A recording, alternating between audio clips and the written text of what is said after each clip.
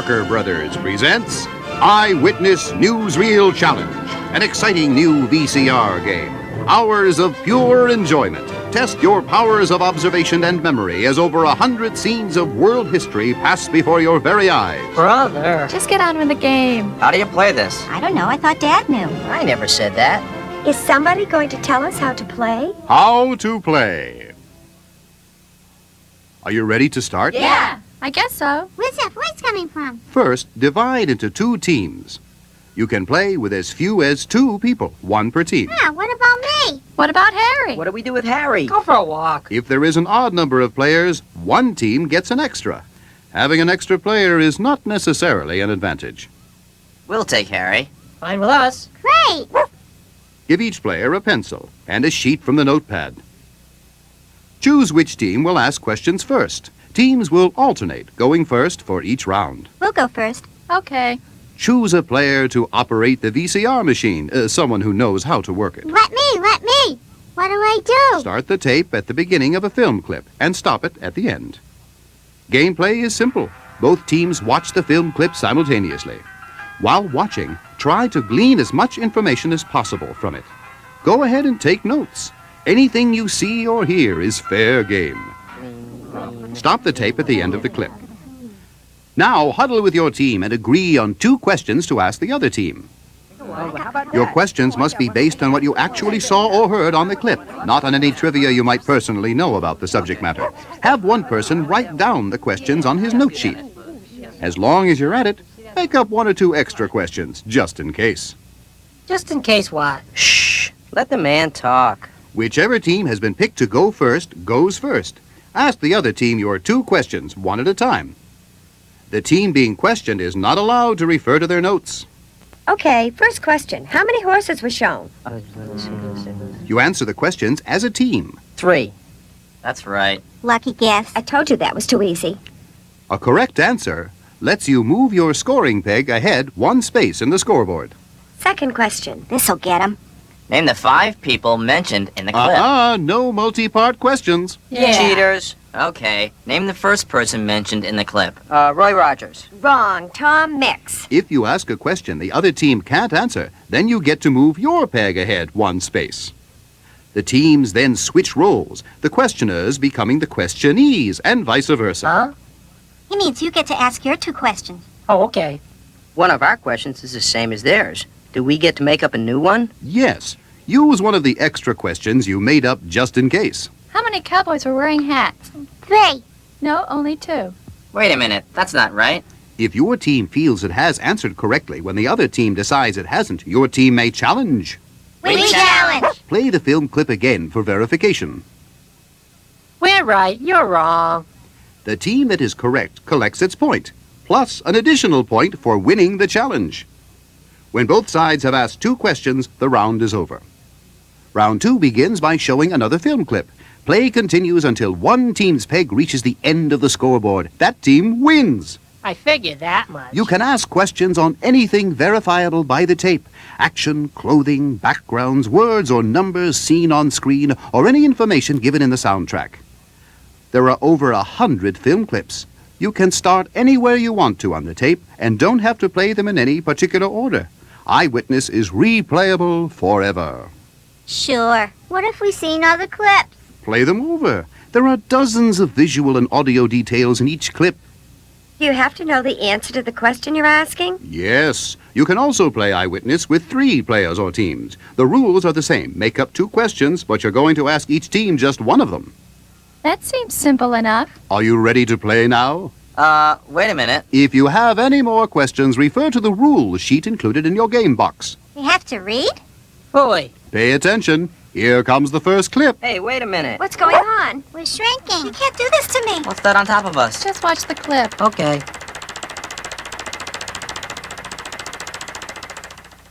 Kitty Hawk, North Carolina. A monument marks the spot where in 1903, 2 brothers made history's first powered flight. But some people couldn't leave well enough alone. One pioneer unveiled his parasol plane, built to fly the Pacific. It didn't. Also in California, a beer barrel plane made mouths water. The principle was simple. You rose by scooping up the air like a bucket scoops up water. This Sky Leviathan could go anywhere as long as you pulled it. Called the Gray Goose, it was more like a homing pigeon or a fancy doorstop. In Germany, Otto Lilienthal invented the bird plane, complete with feathers and flapping wings. Chicago produced the Ferris wheel plane, which is tied down securely to keep it from flying away too soon. You can untie it now. Stop tape and play.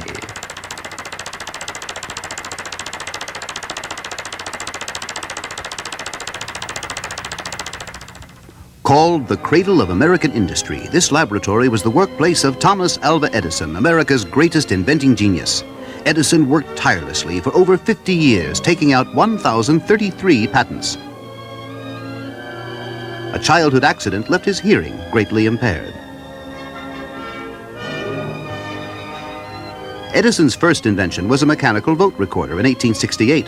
His last work was on synthetic rubber. He gained fame in 1877 with the cylinder phonograph, bringing entertainment into the home itself. 1879, the first incandescent lamp. In 1891, he came up with the kinetoscope, a motion picture machine. This is how movies began, not on a screen, but in a box. The Black Maria was the first motion picture studio. It revolved on a circular track to follow the sun. This 1893 film, one of the oldest in existence, was made by the inventor himself.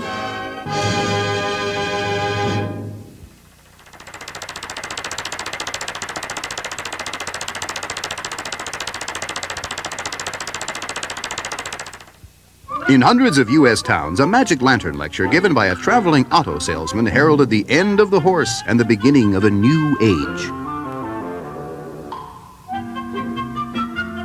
By 1900, there were more than 40 automobile factories already in operation, but it was generally regarded as a noisy, smelly, and dangerous toy. Salesmen often had a hard time getting the proper respect for the transportation miracle. It was a red-letter day when the first auto came to town, but for years to come, the road ahead was still rough, literally. As late as 1904, there were fewer than 150 miles of paved roads in all the U.S. The first driver's licenses were issued in Paris in 1893, but it would be another decade before the practice caught on. American drivers, studying from a book of instructions, often learned how to start before they read the chapter on how to stop.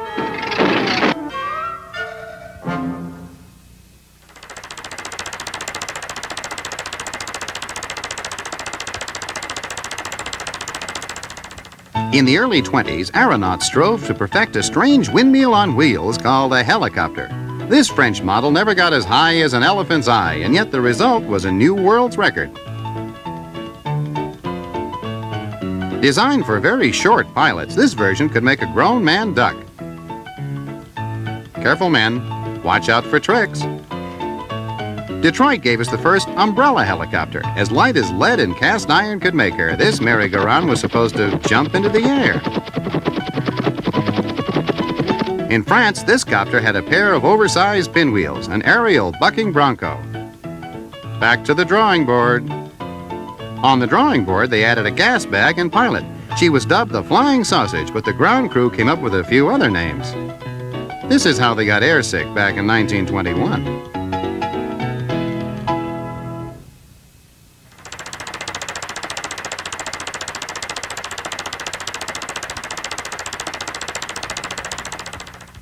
It began life as the wireless, but gradually changed its name to radio. The original stations were modest enterprises set up by radio manufacturers so people who bought their sets would have something to listen to. But as soon as they realized you could advertise on the airwaves, the new gadget took off. Jazz bands like the A&P Gypsies. You could get the latest news reports from radio too. The new medium's strength was its believability. Anything going out to an entire nation of listeners had to be true. Let me tell you about McTavish's Skinless Weenies. So long. As radio's developer learned too late, the inventor does not control the use of his invention. New York City. Gentlemen, what have you done to my child? The radio broadcast.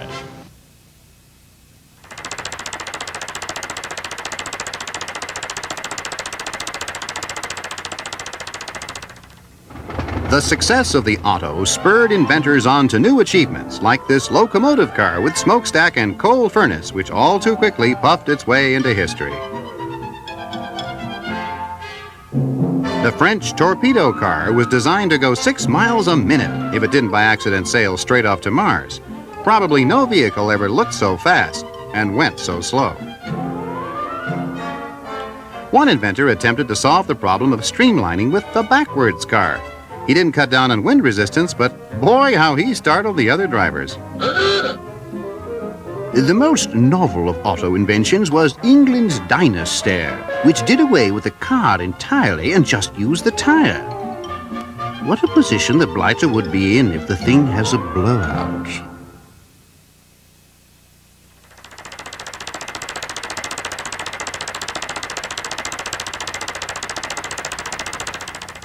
Ever since Icarus, man has dreamed of strapping on a pair of wings. This Connecticut inventor says, why not? If it hadn't been for gravity, he might have done fine. Smiling and confident, an English wizard flaps the ailerons of his reclining or divan-type one-man glider. The principle is supremely simple. When the car reaches airspeed, off he'll fly to whirl and loop happily overhead.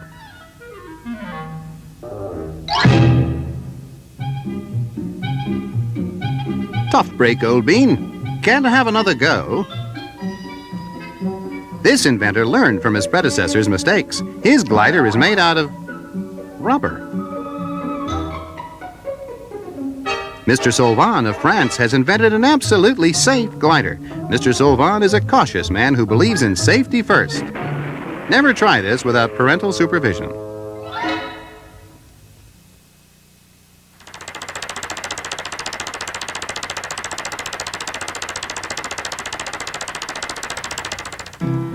Let's go back to the Nickelodeon, when the hats were big and the admission price small, only a nickel.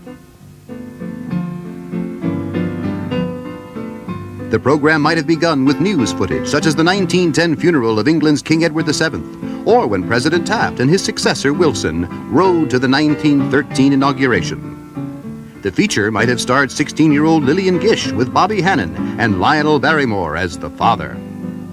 Or it might have been little Mae Marsh, the heroine of D.W. Griffith's epic Birth of a Nation. And no program would be complete without a comedy. Here we have Clara Kimball Young. Her energetic suitor is Sidney Drew, the famous comedy star. Both were highly skilled at batting their eyes.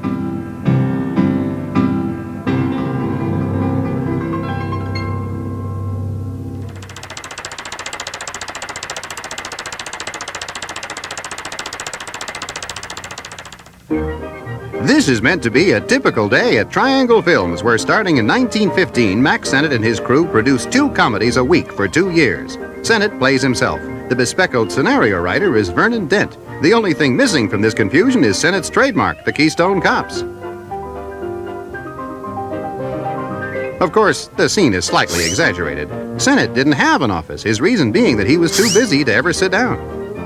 Although Sennett discovered such stars as Chaplin, Ben Turpin, and Gloria Swanson, he never signed long-term contracts and lost them to other studios. Here, Leo, another Sennett discovery, is handing in his resignation, having gotten a better offer from MGM. These defections never worried Sennett, who considered his own skill as a comedy director to be the real star of his pictures.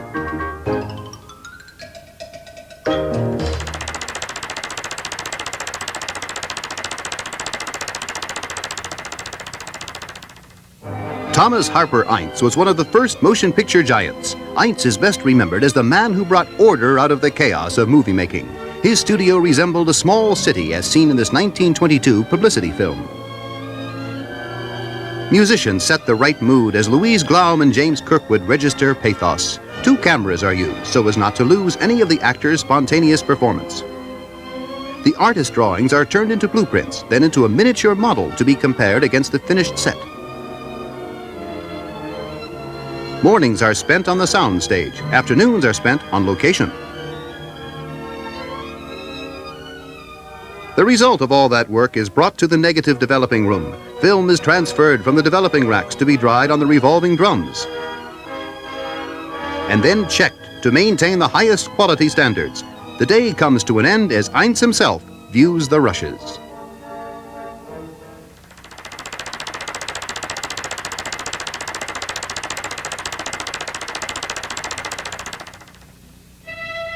In 1933, beauty queens flocked to Hollywood. But directors wanted only big-name stars like Fretta Snobbo, Why isn't there a Snubbo here? I must have Snubbo! Get me Snubbo! Yes, sir, fine, sir. Get Snubbo! That's Snubbo! Get Snubbo! Hurry, Miss Snubbo, the company has been waiting on the set for 3 weeks. I think I'm too tired. This was just the break Morlake Sweet Trick had been waiting for all her life. How about me? From Miss Donut Center to a shining star in the Hollywood firmament, it's the stuff that dreams are made of. A new discovery! Amazing! Stupendous! Colossal!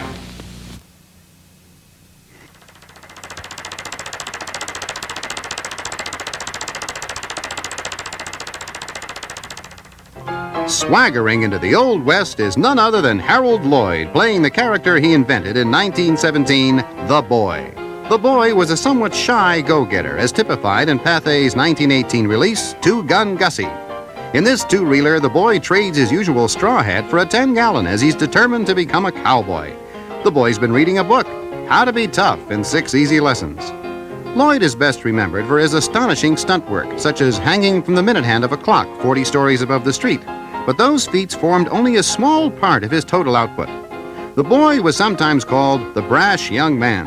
It was this innocent brashness that got him into so much trouble and made him so popular.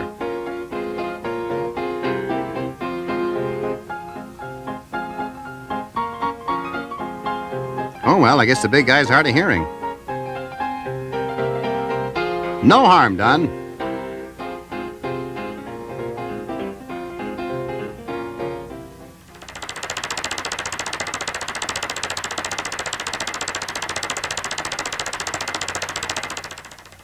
Black Bart is chasing our heroine through the Colorado hills. All right, so Black Bart is riding a seesaw on the Paramount backlot and our heroine went to lunch an hour ago.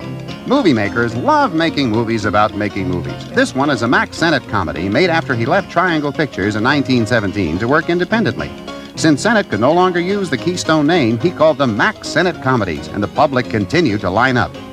Studios were becoming more sophisticated in their filming techniques. The cyclorama brought a new dimension to the famous Keystone chase scenes.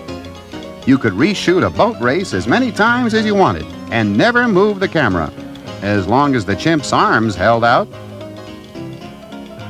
The man with the carnation is Charlie Murray, a vaudeville comedian who came to the movies in 1912 in order to get more exercise. Whoops!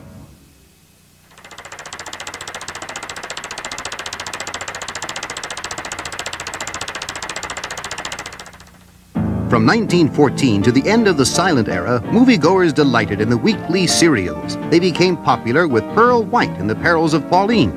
But the queen of the thrillers was Ruth Roland, seen here in the 1921 hit White Eagle. The main characters were women placed in one precarious situation after another. Stunt work was considered part of their jobs, and few doubles were ever used.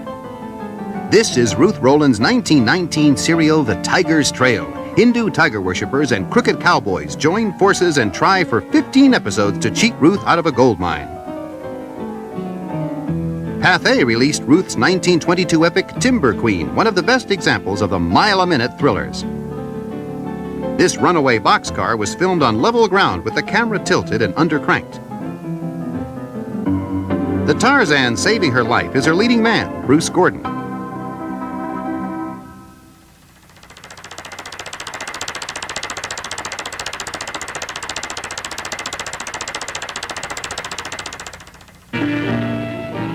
In the depths of the Depression, everyone worried about how to make ends meet, even cartoon characters. We haven't any food and we haven't got a cent. It's weeks and weeks since we paid our rent.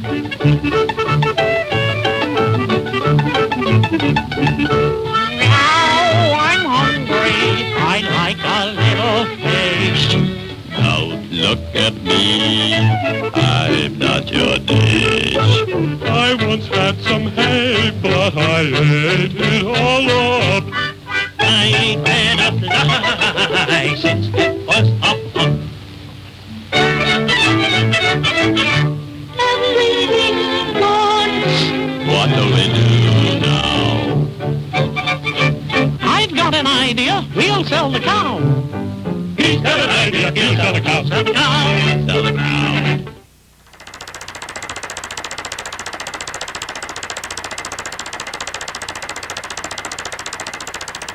In 1908, Republican William Howard Taft won the presidency as Teddy Roosevelt's hand-picked successor.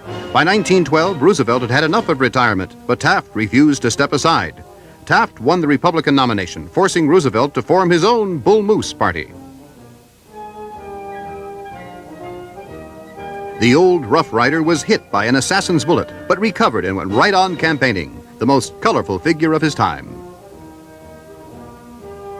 Leader of the Democrats for 30 years was William Jennings Bryan. 3 times he had run for the presidency and 3 times been defeated, despite his powers as an orator. But in 1912, it was Woodrow Wilson who won the Democratic nomination. With the Republicans split between Taft and Roosevelt, Wilson was elected, only the second Democrat to hold that office since the Civil War.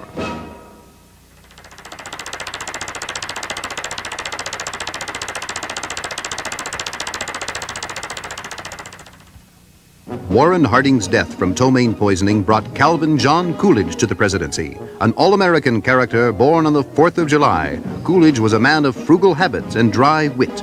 He believed that the best government was the least government and made it his goal to do as little as possible to upset the thriving economy of the 1920s. Though ill at ease in public, Coolidge became, up to his time, the most photographed of presidents and one of the most popular, despite Alice Roosevelt's comment that he'd probably been weaned on a pickle. At Deadwood in the Dakota's Black Hills, the Sioux tribes gathered to feather their new head man, Chief Leading Eagle, the Great White Father. Never before such an Indian chief, and never again. Coolidge's stony-faced silence was legendary. In fact, in 1933, when humorist Dorothy Parker was told that Coolidge had died, her first comment was, "How could they tell?"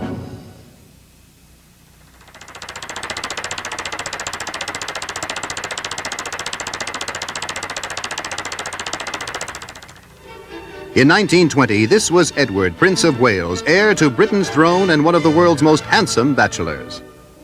That year, the young yellow-haired prince visited Hawaii, where, as every place else, he set feminine hearts aflutter. A popular song of the day was, "I danced with a man who danced with a girl who danced with the Prince of Wales." In Hawaii's traditional flower ceremony, Wales got a bit over-bedecked. These were happy days for the romantic prince, who was later to become King Edward VIII and still later the Duke of Windsor. When the prince's younger brother, the Duke of York, married Lady Elizabeth Bowes Lyon in 1923, the world hardly noticed. Who then could have guessed that Edward would give up his throne to marry Mrs. Simpson? That shy George and his pretty bride would rule England. And that 3 queens stood on this balcony, for the babe in arms is Queen Elizabeth.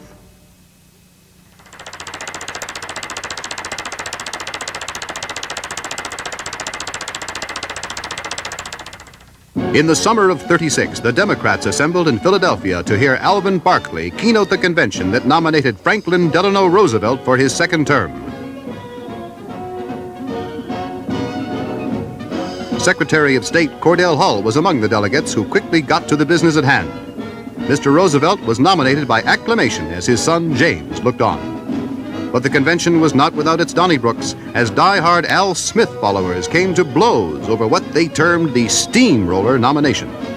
The president arrived to make his acceptance speech, addressing a throng of 100,000 in Franklin Field. And so, I accept the commission you have tendered me. I join with you.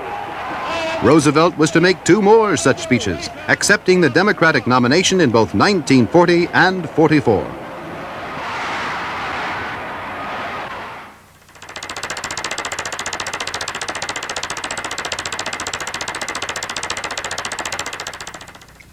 Arriving by plane in Caracas, Venezuela, on a goodwill tour of South America, Vice President and Mrs. Nixon met with a so-called student demonstration similar to the one they had previously encountered in Lima, Peru. Fuera, the mob shouted. Go away, Nixon. A reinforced guard protected the United States Embassy, where the Nixons spent most of their time in Caracas. Nixon also visited the Officers Club, where he met with Rear Admiral Larrazabal, head of Venezuela's 5-member ruling junta.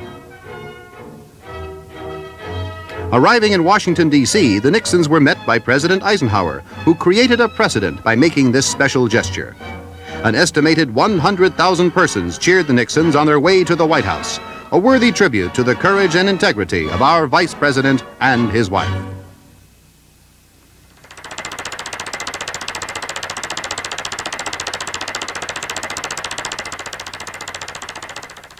In 1961, Kennedy accepted Nikita Khrushchev's invitation to meet in Europe. It would give Kennedy the chance to propose a nuclear test ban treaty. Jackie, educated at the Sorbonne and fluent in French, accompanied her husband in this important venture into international diplomacy. But first, there was a state protocol visit to France. A curious Europe was anxious to appraise America's young new president. But it was Jackie's beauty and charm that was to prove most captivating. President and Madame de Gaulle welcomed them to Paris. An informal meeting followed. At a Vienna concert given in their honor, the President and Jacqueline finally met their Russian counterparts, Premier Khrushchev and his wife. Sitting beside each other throughout the performance, the couples at least gave the appearance of goodwill.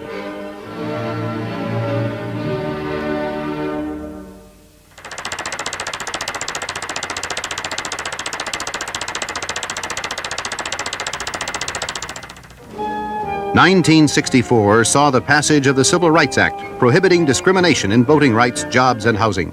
July 3rd was an historic day as President Johnson signed the document into law just 5 hours after the House had passed it. He used nearly 100 pens, and one was given to Dr. Martin Luther King, distinguished leader of the movement. But the struggle was not over. Civil rights garnered the spotlight again in February 1965, sparked by demonstrations in the obscure town of Selma, Alabama. When marchers set out for the capital, Montgomery, to protest voter registration rules, they were turned back by troopers and police. Over 2,600 demonstrators were arrested. Dr. King urged his people to seek their rights peacefully. Just the year before, King had been awarded the Nobel Peace Prize for his advocacy of nonviolent protest. National honor! Stop the bombing!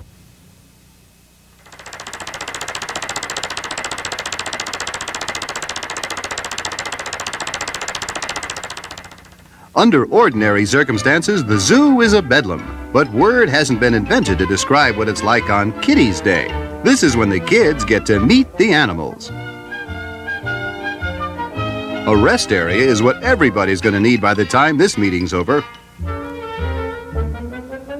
Gus the goat proceeds to unravel the mysteries of little Egbert's sweater. The pigs love milk, but they get too excited. Brunella's afraid that after they finish the milk, they'll finish Brunella. Susabella quickly loses her bottle and is forced into retreat by an army of rampaging goats. They attack from the front and do a sneak attack from the rear. Gertrude knows it's feeding time, but wants to know who's going to be fed to whom. Uh-oh. And to think all of this started out as just a pleasant little luncheon among friends.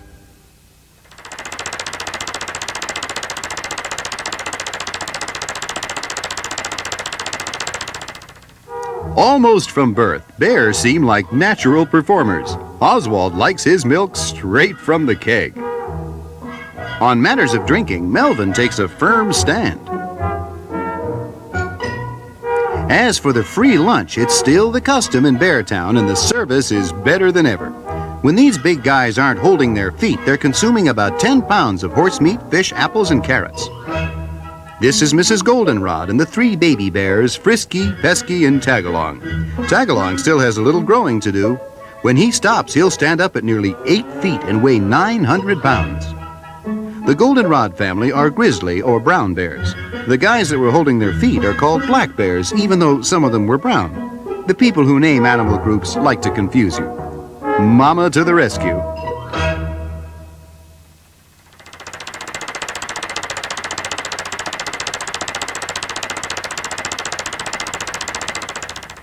Mary the canary was a spoiled creature.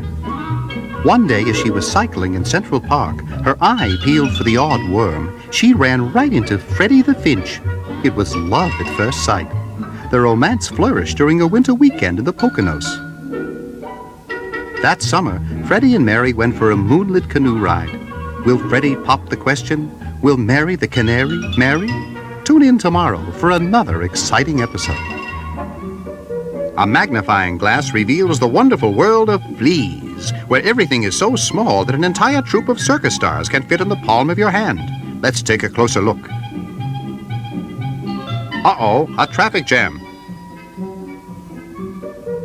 The coach is rolling again, but Rudolph the ringmaster is hopping mad. This show is certainly up to scratch.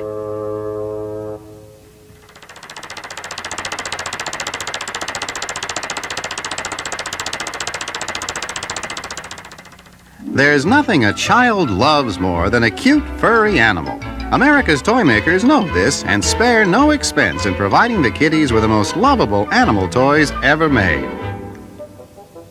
This is Scruffy, the bulldog. If there's one thing a 2-year-old can't resist, it's a snarling dog.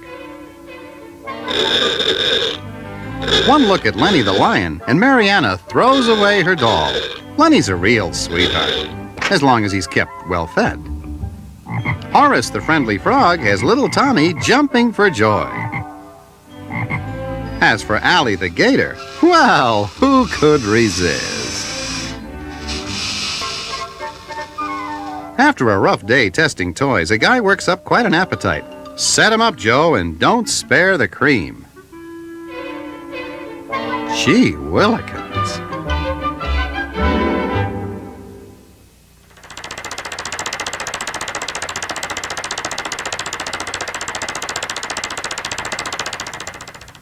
Everybody out. School's in session. Some even come by private car. Rover gets a lesson in etiquette for dainty dogs. The tree, yes. The hydrant, no. And now, a preview of canine fashions, from the latest in puppy wear to this smart green ensemble with chartreuse purse and hat. If you never have the right thing for walking the pooch, we suggest this overcoat in Dachshund Brown or Wolfhound Gray. Barkey's Doghouse of Fashion has styles for every taste, from the one-piece business suit to party wear like this sky blue jumpsuit. Buy me that jumpsuit. You don't want it. Yes, I do. You don't have the figure for it. Oh, look, an original Yves Saint Laurent.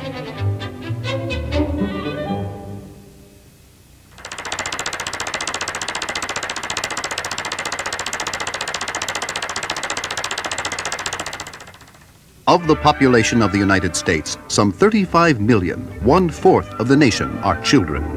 Upon the way these children are brought up, upon the way their character and intelligence are developed, depends the course the country will take in the future. In few other nations does attention focus more completely upon the junior members of the community, upon their comfort and happiness, upon their education and health. More prosperous than most other peoples, Americans on the average are able to provide a greater measure of security for the young. In the American home, children are brought up in accordance with a social code that recognizes their right to an abundance of affection and attention, of discipline tempered with love.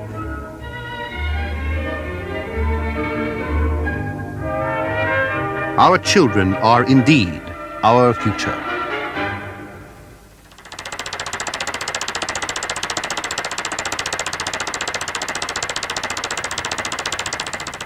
And now, the gentlemen of the animal kingdom.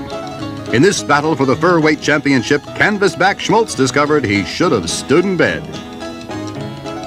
Bertram, the zoo's official cameraman, makes movies of a chamber music group, while George records the sound.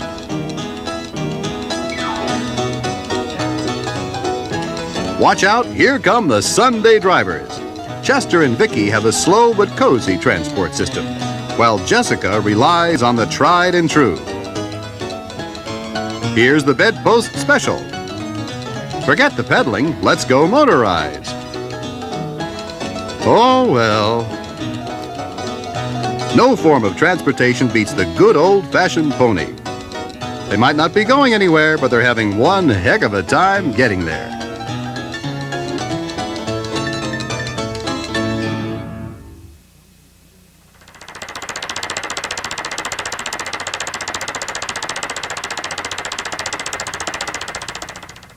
On her maiden voyage from Southampton to New York on April 15, 1912, the majestic Titanic struck a 100-foot iceberg in the North Atlantic. She was the largest vessel of her day, measuring 882 feet. The passenger list included her designer, Thomas Andrews, John Jacob Astor, and the unsinkable Denver millionairess, Molly Brown. The ship that even God couldn't sink had the latest in electric-powered cranes and marine radio. But her most important equipment would be lifeboats, and the White Star Line had stocked too few in order to make room for Turkish baths and squash courts. Captain E.J. Smith had received iceberg warnings from the German liner America, but refused to change course. Out of 2,200 passengers, 706 lost their lives. This official menu lists the delicious cuisine enjoyed by the first-class passengers only hours before the sinking, a grim memento of the greatest marine disaster in history.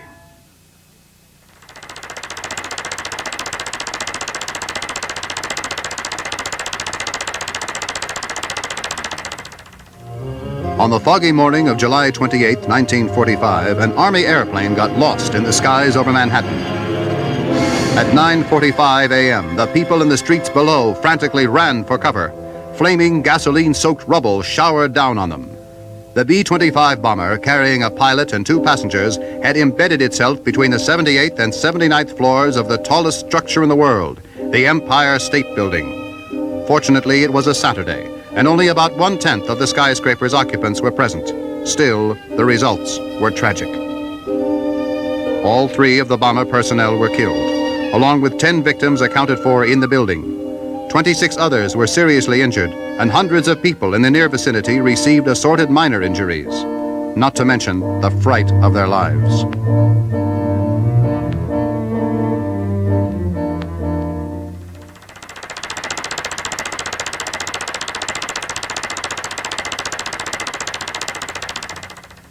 In July of 1940, a brand new bridge was dedicated. Spanning Puget Sound, it connected the Washington State mainland to the Olympic Peninsula. It was the Tacoma Narrows Bridge, but the locals dubbed her Galloping Gertie. Its rigid sides acted like sails, and in any wind at all, the $6.5 million span began undulating like a huge snake. Motorists got seasick crossing it. 4 months later, it was closed down.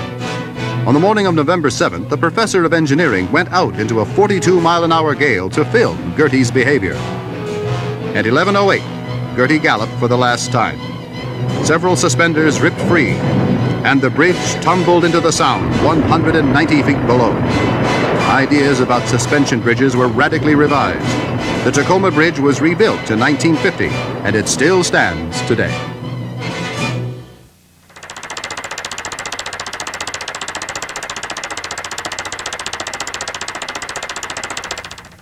(1938), a momentous year of news. In early spring, havoc arrived in San Bernardino, California. Unprecedented rainfall and record floods inundated an area of 3 million population, taking a toll of 87 lives and a damage of 79 million. But through it all, they maintained their sense of humor.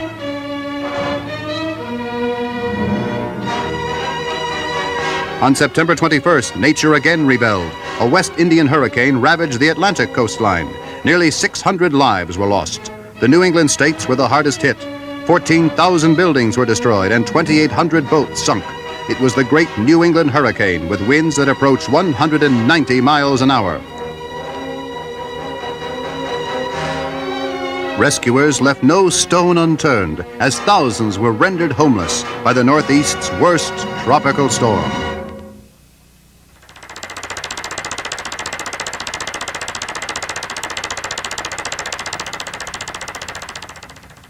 The loneliest of fires is a fire at sea.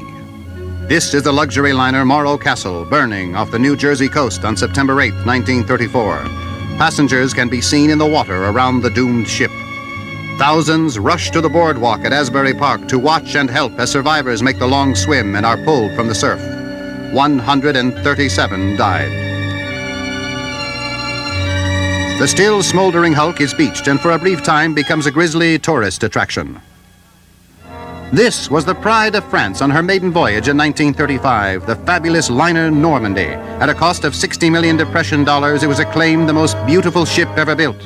In 1942, as New York workmen were converting the Normandy into troop transport, a spark from a blowtorch set a pile of life preservers on fire. Soon she lay on her side, her days of glory in the past, her future the junkyard.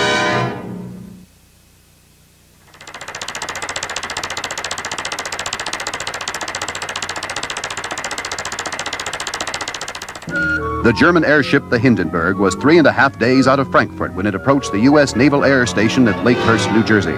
The date was May 6, 1937. Just the year before, the hydrogen-filled Zeppelin had made 20 uneventful crossings. A flying luxury liner with observation decks and lounge rooms, the Hindenburg carried 37 passengers and a crew of 60.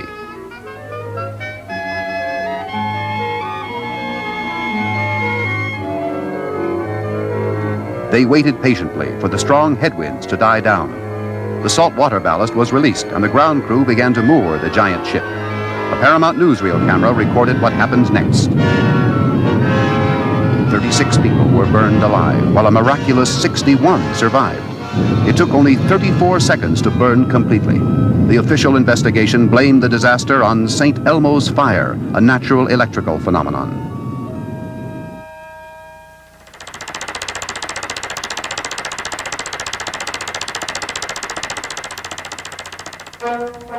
Winds of hurricane force whipped up the North Atlantic and caught an American freighter in their grip. The flying Enterprise had taken a terrible pounding. Her captain, Kurt Carlson, gave the order to abandon ship to the crew of 40 and 10 passengers, but he staunchly refused to leave his vessel, feeling sure he could keep her afloat. For 13 days, he stayed with her until a rescue ship arrived. A tow cable was shot to the foundering ship, but the cable snapped just 21 miles from Malmouth, England.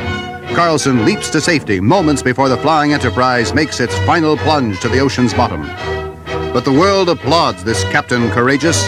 His wife and 2 daughters look on proudly as Captain Stay Put Carlson gets a hero's welcome in his adopted home of New York City. Well done, Captain Carlson. Your bravery and courage made the world a brighter place in this year of 1952.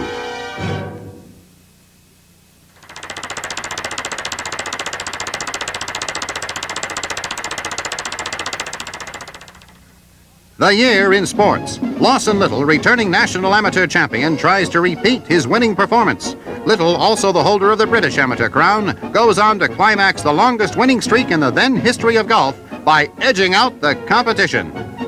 A double crown winner in 1935. There was jubilation in Harlem. Joe Louis, the Detroit bomber, appeared with his new bride, Marva Lewis. They received a popular ovation following Joe's smashing victory over Max Baer.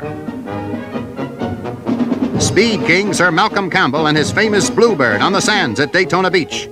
In his fastest run, Sir Malcolm averaged 276.8 miles an hour, nearly 5 miles an hour faster than his previous record. Such speed reached the limits of technology, as Sir Malcolm was literally a fraction of an inch from death, the thickness of the bare fabric on his tires.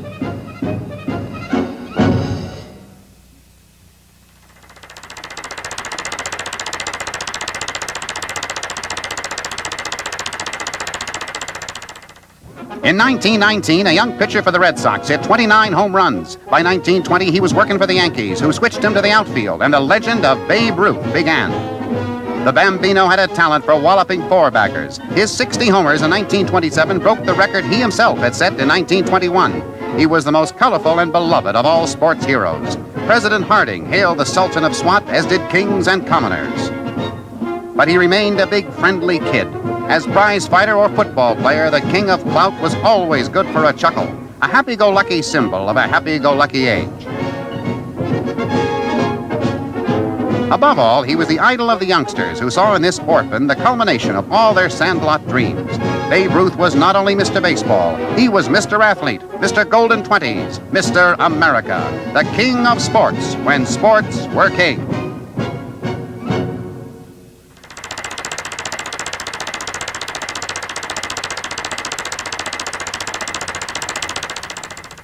A 19-year-old girl from America came to brave the treacherous English Channel, and her name was Gertrude Ederle. Gertrude received a coating of grease to provide some warmth against the icy currents, and then, with a kiss from her father, she set forth on August 6, 1926. The plucky girl from the Bronx faced a choppy 19-mile stretch that through the years had made millions seasick just crossing it by boat. Meals of chocolate were fed to her en route, and in the true spirit of the 20s, a band went along to spur her on.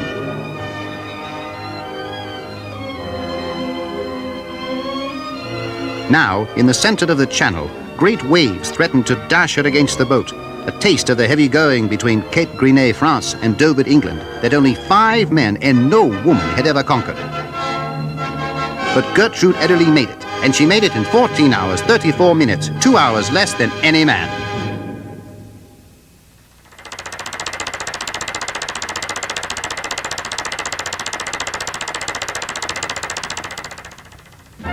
Athletes from more than 30 nations gather in St. Moritz for the 12th Winter Olympics. Figure skating is a favorite. From Belgium come Michelin Lenoy and Pierre Ebonier, a graceful twosome who capture first-place honors. They finish with the skaters' au revoir. Barbara Ann Scott, 19-year-old ballerina of the ice, thrills the crowd in an outstanding exhibition of flashing blades. A gold medal goes to this Canadian queen of the ice in these first Olympics of the post-war era. 18-year-old Richard Button of Englewood, New Jersey, makes a clean sweep of both the school figures and free skating. His flawless display of artistry overcomes the lead of his Swiss competitor. The 1948 Games introduce alpine skiing. Mrs. Gretchen Fraser of Vancouver, Washington, makes a spectacular run to capture the slalom honors, pigtails and all.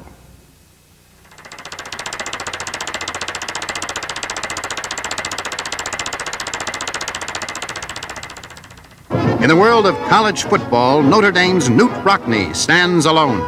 Rock trained his teams tirelessly and fired them with inspiration. With the legendary 4 horsemen in the backfield and the 7 mules on the front line, his Fighting Irish chalked up an unbelievable 105 victories against only 12 defeats and 5 ties. Rockne himself, here with his pretty daughter, did more to popularize football than any other man. In 1930 at South Bend, a tremendous crowd greeted the return of Notre Dame's 5th unbeaten team in Rock's 12 years as head coach. Just a few months later, on March 31st, 1931, he was killed in an airplane crash in Kansas. These are the last pictures of the beloved Rock, taken as he taught a few fundamentals to his son, Jackie.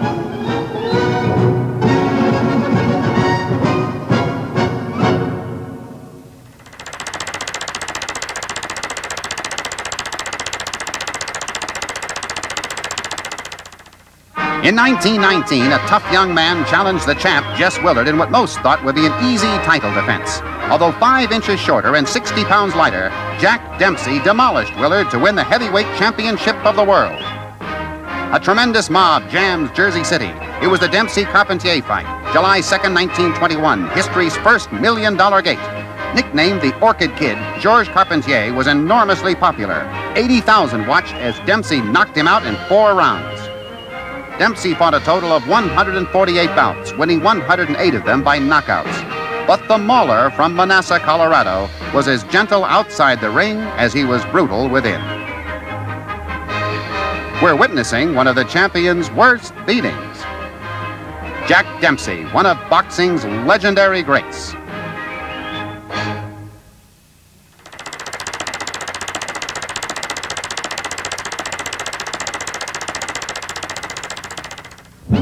In tennis, Little Bill Johnston and Big Bill Tilden fought throughout the 20s. Big Bill usually won, but that was no discredit to Johnston, for Tilden had been voted the greatest tennis star of the century. In 1921, President Warren Harding turned out to see him play on the White House court. Tilden dominated his game for 10 straight years and won 7 national championships. Tilden, R. Norris Williams, a survivor of the Titanic, Johnston, and Bench Richards helped keep the Davis Cup in America for 7 consecutive years. Here are the Big Four in 1926, the last year of the American streak, as Tilden makes one of his infrequent bobbles and registers deep dismay. They were tops in tennis in the golden age.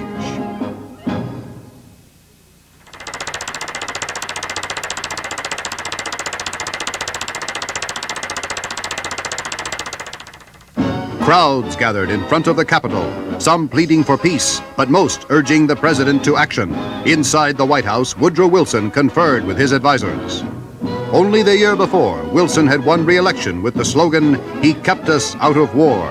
But on this day, April 6, 1917, he signed a proclamation of war against Germany and the Central Powers.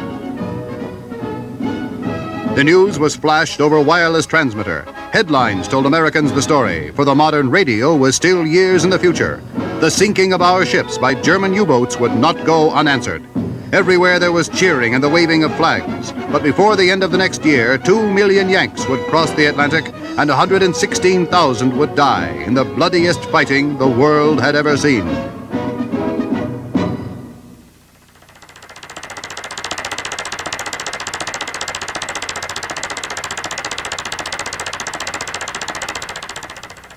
On June 5, 1917, 10 million got in line as every American man between the ages of 21 and 30 registered for the first U.S. draft since the Civil War. Secretary of War Baker pulled the first number from a goldfish bowl. For more than 14 hours straight, officials drew the lottery numbers. Excited crowds watched bulletin boards like this one run by a Jewish-language newspaper. By December 15th, 500,000 men had been sent to training camps, built in only 2 months, a construction job that used enough roofing to cover Manhattan, with Atlantic City thrown in. You may have been a farm boy from Nebraska, a ribbon clerk from California, a piano tuner from New York. But from now on, you'll get up to music at 5:45, do your own washing, and wear your hair close to the bone. You're in the Army now.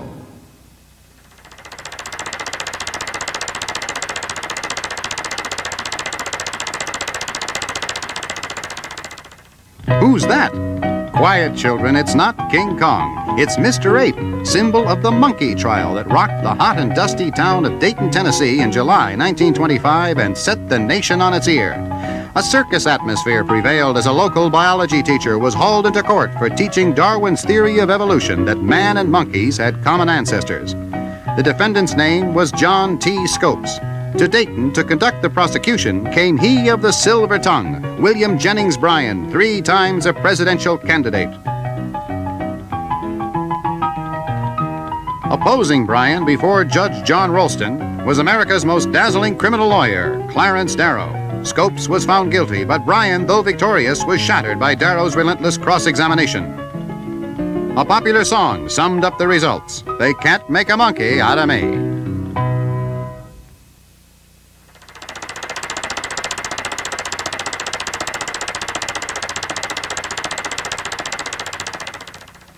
It was the Volstead Act, and in January of 1920, prohibition became the law of the land. Chicago, heart of the bootleg industry, had over 10,000 speakeasies. Protecting a nation of 125 million from the evils of liquor were 1,500 ill-paid prohibition agents constantly tempted by graft. But Americans didn't want to be protected.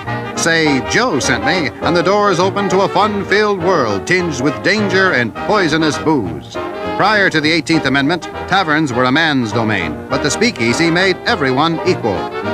The population had so much fun defying the authorities that for more than a dozen years, nothing was done about changing the unpopular law. On December 5th, 1933, the 21st Amendment was ratified and the noble experiment was over. Legal booze was almost as much fun, and it was cheaper.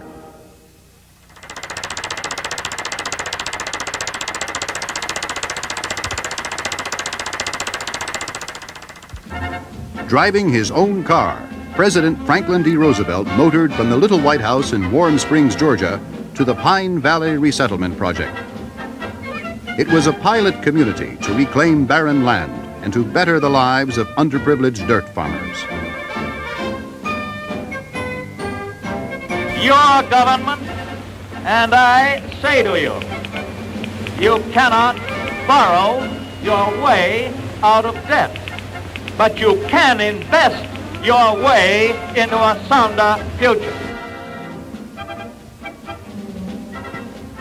Another New Deal project was the first low-income municipal housing on New York's Lower East Side, a $19.5 million effort. Mrs. Roosevelt officially opened the new homes, flanked by Governor Herbert Lehman on her right and three-time Mayor Fiorello LaGuardia.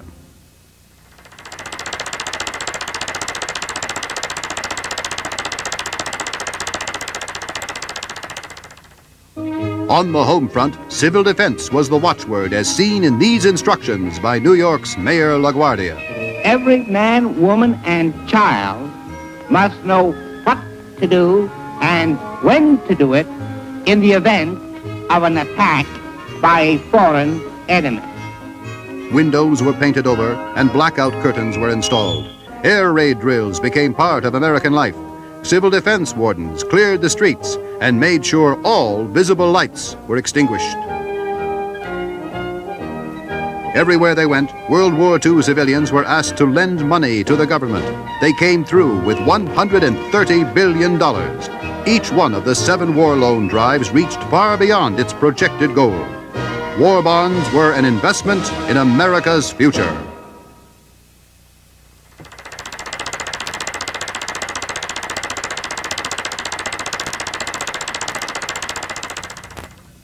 Japan surrenders on August 14, 1945, and America celebrates.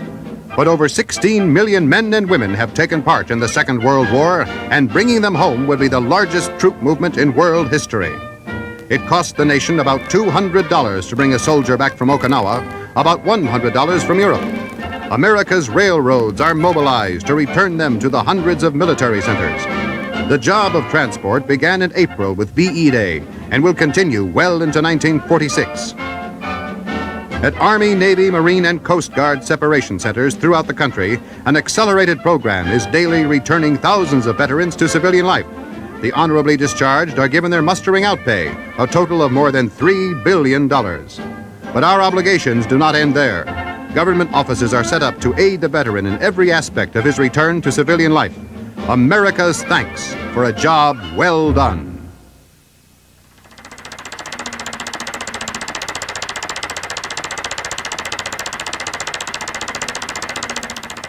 Alaska is the Eskimo word for great land, and a great land it is, equal to 1/5 the size of the continental U.S. Vitus Bering, a Dane working for Russia, discovered it in 1741. Purchased from Russia for $7,200,000, Alaska is a treasure trove of natural resources, able to provide 2 million board feet of lumber a year. Fishing and canning are the biggest industry. The famous Alaska fur seal abounds, and the mountains contain all but 2 of the 33 minerals deemed strategic. The Alcan Highway is Alaska's only land link with her sister states. It leads to Anchorage, Alaska's largest city, where the headlines in July 1958 announced Congress's approval of statehood. There was jubilation in the streets. Alaskans could look forward with pride to a new flag and a 49th star.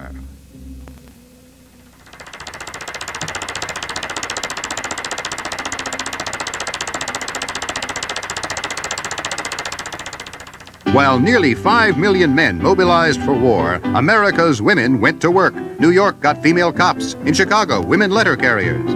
The government had taken over the railroads. Now the ladies did too, filling jobs from engineer to yard laborer. And when she wasn't working in office, factory, or farm, the gallant female knit socks for the doughboys, wrote letters to her man overseas, and heeded the call of Food Administrator Herbert Hoover by cutting down on wheat, meat, fats, and sugar. Food will win the war. Even the precarious profession of steeplejack had its lady practitioners. Her unceasing efforts helped end World War I and won her the vote. But above all, she remained a woman.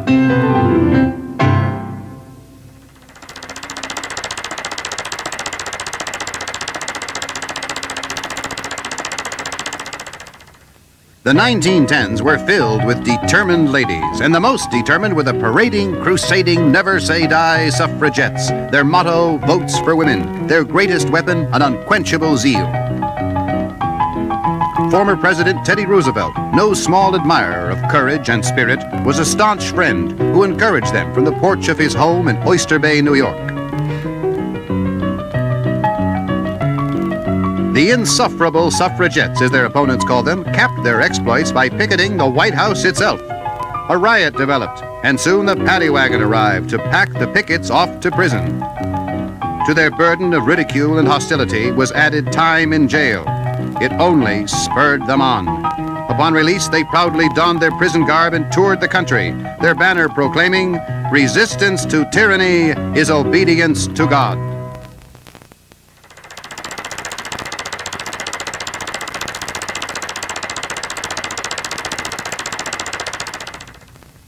Through the 20s, styles grew increasingly daring. By 1922, bathing stockings were on their last legs. Grandpa, ever ogling the ladies, had fewer curves to look at. The flapper had traded them in for that boyish figure, but she was still girlish enough to win loving cups. As for street fashions, the world had never before seen anything like them. Short skirts and misplaced waistlines were to become symbols of a rip-roaring age of flaming youth, prohibition, and Coolidge prosperity.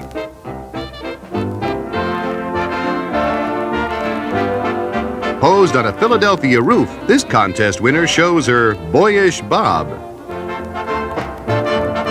Gambling ships anchored just beyond the 3-mile limit found women among their best customers, girls with it who call themselves the Lost Generation.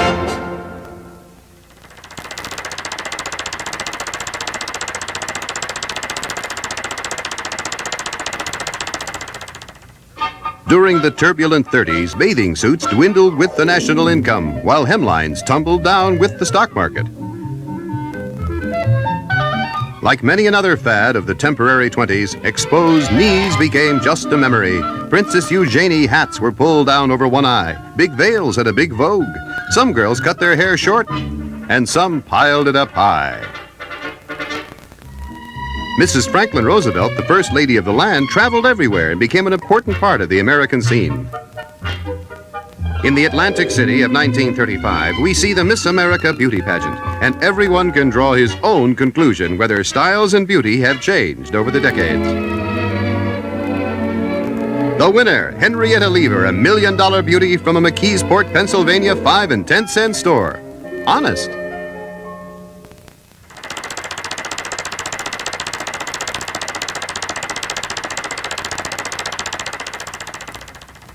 The fateful 40s brought World War II. Wax and waves marched off to serve with the men. Under fire on the shell-riddled Anzio beachhead, Army nurses worked round the clock. Outfitted with fatigue clothes and helmets, they dug in with the rest. But through it all, they remained women.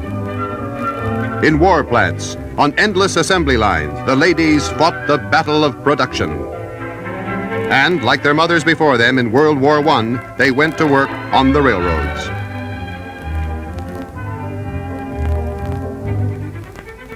The post-war period brought Louis Rayard's bikini bathing suit and some more conservative models, announcing to the world that curves were really back. After a half-century of progress and service, the ladies were more feminine than ever, and their fashion showed it.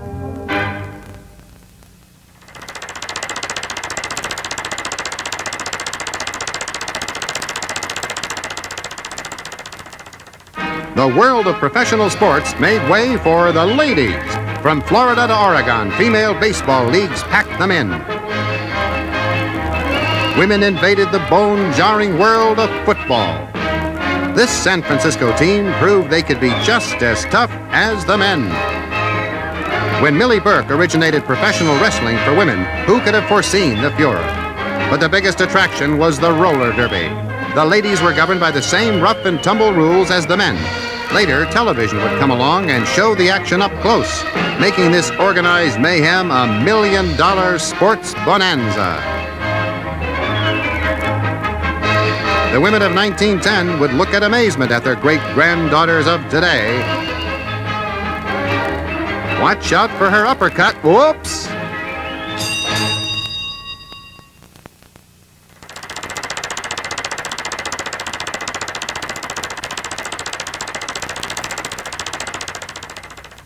Out in Rego Park, Long Island, 7 young women with no previous construction experience begin building a 3-bedroom masonry house in the fond expectation of completing the walls within a week. The project is sponsored by the Vita Construction Company to show the ease with which a new type of house can be put up using special tools and equipment. Madge applies a layer of mortar, while Dee strikes a few blocks. Meanwhile, Barbara mixes a new batch of mortar. Masonry houses can provide a low-cost and luxurious answer to the post-war housing crunch. A special gun is used to distribute the mortar. This home can be completed for less than $10,000, although regular union labor might be less photogenic.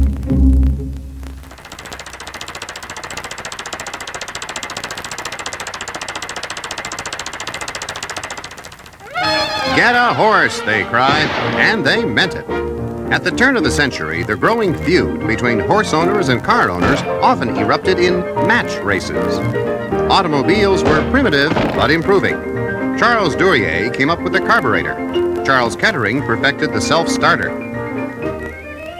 Dobbin breezed home to triumph and disillusionment, for the interest of the crowd was not in the victor, but the vanquished.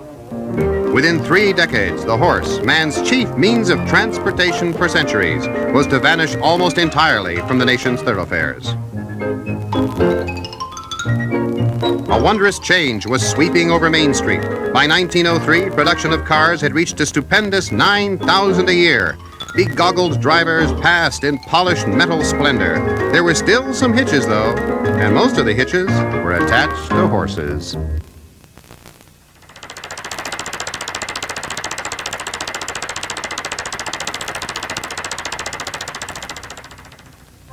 Look out! This Brooklyn man is testing his crash-proof bumper. Ever since Carl Benz first put an engine on wheels, America has been in love with the car. Though you can't always tell by the way we treat them. Another genius came up with this test for his invention, an indestructible chassis. Somewhere under all that mess is a perfect chassis. Back in 1916, cars came in every conceivable shape and size. There were 140 different U.S. manufacturers then. Today, there are 4. 1919 saw the first traffic lights here on New York's Fifth Avenue. They were complicated affairs, operated by policemen in towers high above the hubbub. By 1920, 1 out of every 13 Americans owned a car.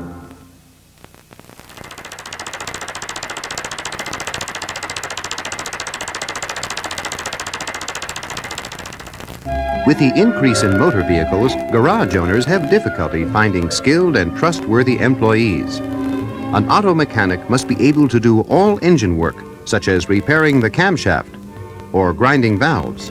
He must also be a machinist and a welder. The use of heaters, windshield wipers, and radios has complicated the electrical work of the serviceman. The care and adjustment of brakes is also a vital skill. The man who becomes expert in repairing engines may specialize in that. Body and fender shops employ men for those repairs. There are battery and electrical shops. Brake testing and wheel alignment are also specialties. All of this begins with thorough training. If you qualify, you too may find employment in the automotive service industry.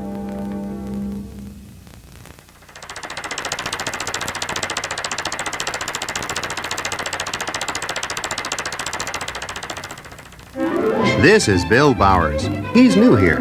Back home in Phoenix, Bill had the biggest collection of traffic citations in town. He was pretty cool, all right, but the Sleepy Joes here didn't seem to appreciate him. They all drove around like little old ladies. What Bill didn't know was that the hot rodders here had banded together in responsible, safety-conscious organizations, like the 1320 Club and the Rambling Rods. Being cool meant more than just driving fast. And Bill's classmates soon put him wise. He got a job after school and used the money to fix up Lightning Bolt the right way. He read every book on mechanics he could get and then went to work replacing the brake lines and fixing the carburetor. Bill had joined the more than 2.5 million young Americans in hot rod clubs dedicated to safety and friendly competition.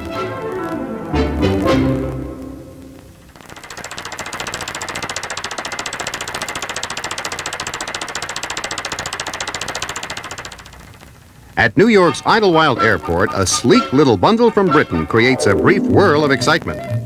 Airline mechanics shake their heads at a motor that sits sideways, making 80% of the car's length available for passenger use. Front-wheel drive eliminates the familiar hump in the floor and lets the car whiz around at up to 70 miles an hour. Built to accommodate limited spaces, it proves that parking in crowded New York needn't be a problem. Extra storage space turns up in surprising places. Built-in station wagon type convenience handles the large packages. All of this in the amazing length of only 10 feet. After an introduction at the International Car Show, this economical bundle from Britain is bound to show up quite often on this nation's highways and byways.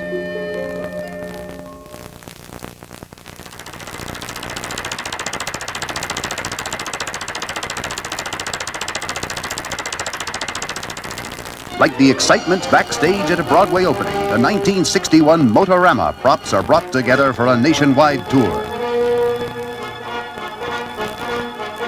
And when the house lights are dropped, top performers of show business will co-star with the new cars from General Motors. Now the scale model stages become life-size as the automobiles in the cast go through a final rehearsal, just as actors do.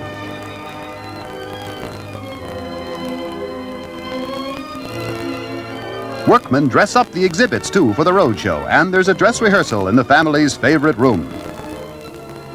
While practicing raising the curtain, even the stage crew breaks into applause. Movies are also made of the glittering production. Tab, the greatest industrial show on wheels. It'll roll across the nation from New York to California.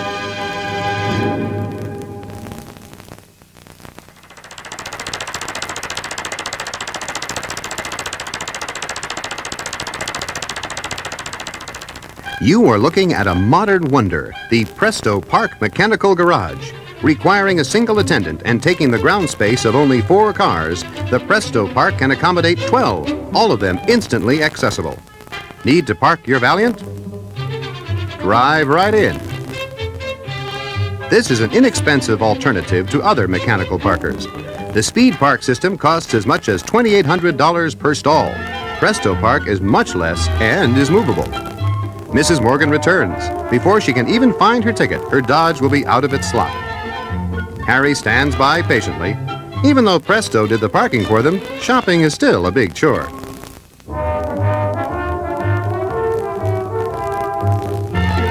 Just like that, Mrs. Morgan drives out of the Presto Park and back to White Plains.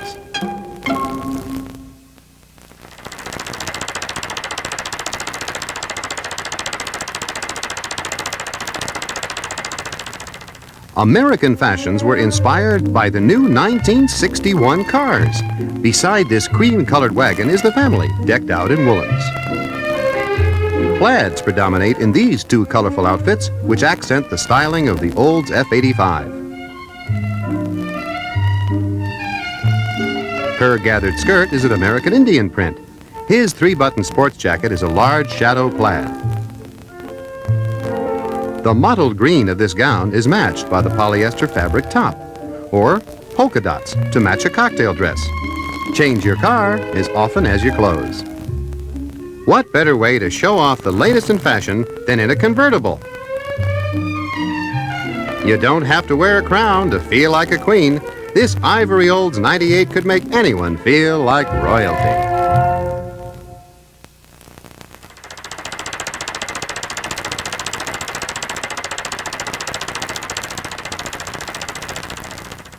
An all-black revue called Runnin' Wild introduced a new dance step in 1924. Named after a South Carolina city, the Charleston became an immediate craze. The music was a fast foxtrot, but the movements were violently acrobatic, matching the frenzy of a jazz orchestra. Even more athletic was the 1925 variation, known as the Black Bottom. America was dancing. The camel walk, the shuffle, the toddle, the sex-charged tango. From Isadora Duncan to Arthur Murray, everyone was doing it. Nice people did the more erotic dances only as an occasional spree, but morals were changing. The men won't dance with you if you wear a corset, the women explained, and so corsets went out.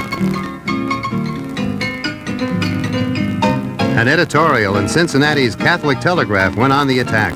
The music is sensuous, and the motions, they are such as may not be described in a family newspaper.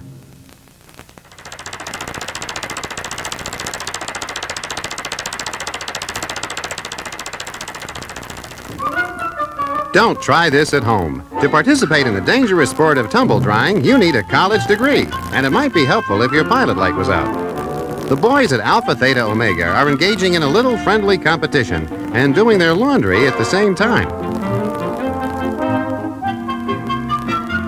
The crowd keeps track of the fast-paced contest. That's Chester on the left, Lester on the right. Ah, college, just one mad whirl. But it's not all fun and games. Serious subjects are studied. Trajectory, interpersonal relationships, strategy, leadership skills, chivalry, not to mention engineering. It was better left unmentioned.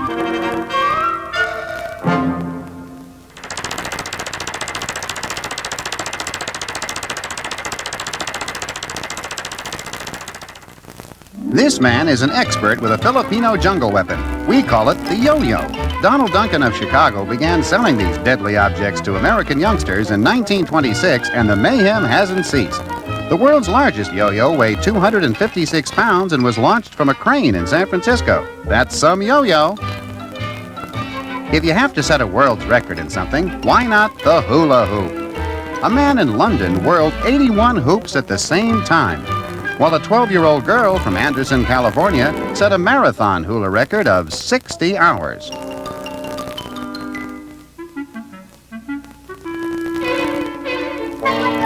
Of course, hula hooping is not for everyone. It takes brain power, a strong character, and great manual dexterity, not to mention hips.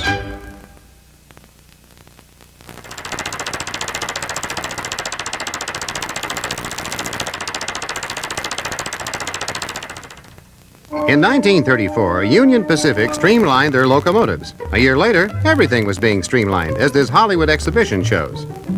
Gladys here looks like she could do 60. The Fast Women of 1935. Doing his bit in the battle against wind resistance was Ferdinand of Paris. He simply deplored that modern times wouldn't permit long hairdos, but he was Johnny on the spot with sleek stylings. The nape of the neck just had to be uncovered, and the more you resembled a DeSoto hood ornament, the better.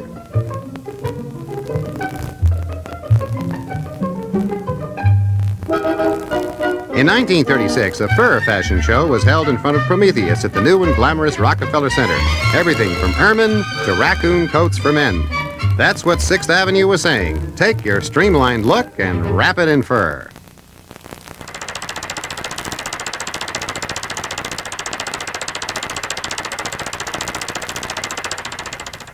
Some days it seems like everyone has to use the phone at the same time. Actually, this is the collegiate sport of phone booth jamming, Parisian style.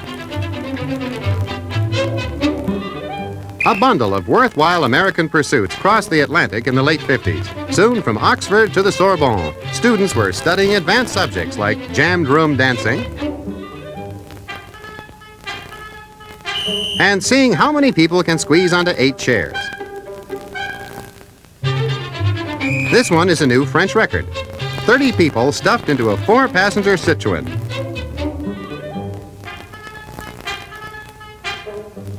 We'll buzz around the Arc de Triomphe a few times, then hit the open road. Hold on to your beret.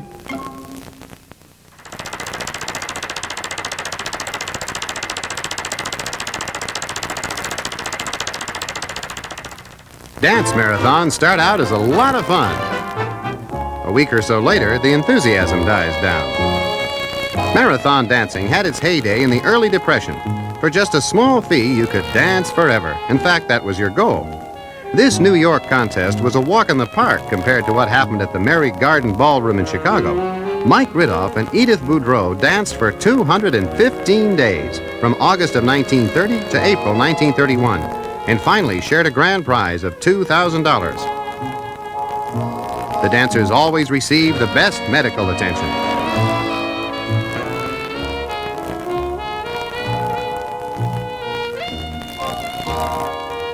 And there were rest periods, 5 minutes every hour, whether you needed it or not.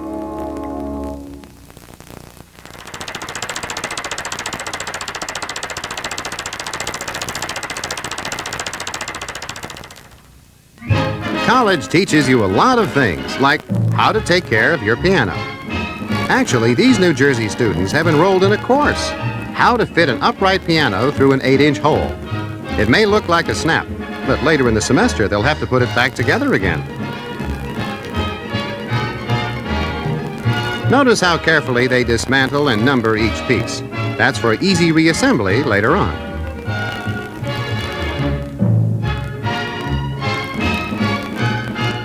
Across the Hudson at New York's Columbia University, the students shun such frivolities. Oh, this must be a philosophy course. The goal of life is like a greased pole with a pretty girl on top. You have to fight at the bottom, and you might never make it all the way up. But the joy is in the trying. You learn things like that at college.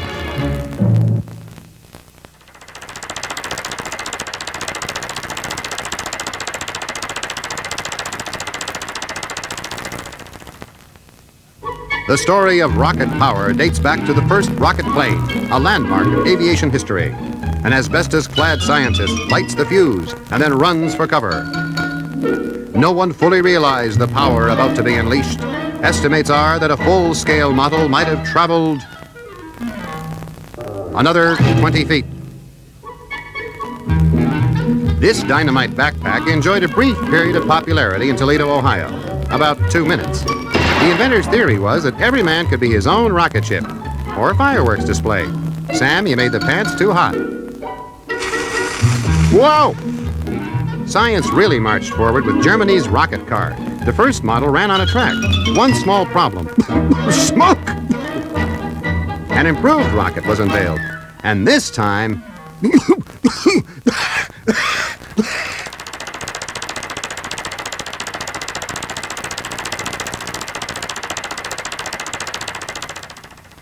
There are many kinds of motorcycle races, all dangerous. Motocross racing began in England in 1924. Road racing has its roots in France, where the first international race was held in 1904. Dirt track racing became popular when cyclists took over harness racing tracks. There are plenty of spills, but that's what makes it exciting. During the 1938 Laconia 200, America's Ed Kretz fell off once, repaired his carburetor, and lost his left footboard, but he won the race. Pete, look out! The perils of a cameraman. No story on motorcycles would be complete without showing the annual 200-mile classic on the slippery, shifting sands of Daytona Beach. The cyclist who doesn't cruise along the Atlantic coast at 90 miles an hour is considered somewhat of a sissy.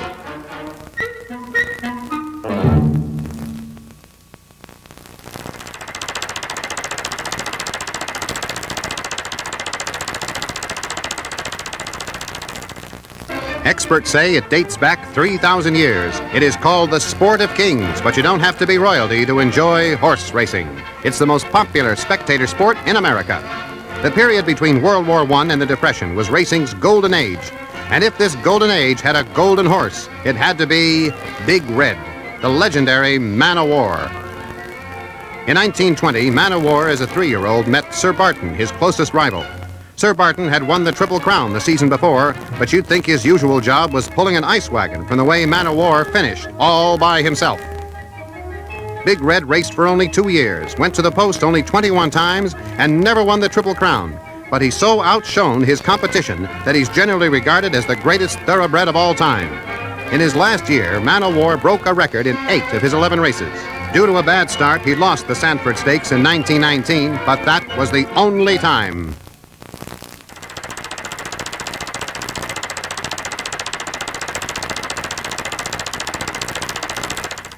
Wembley Stadium, England, scene of the 1948 Olympics. These were the first games to be held since World War II, and the last before the Soviets entered with their state-supported athletes.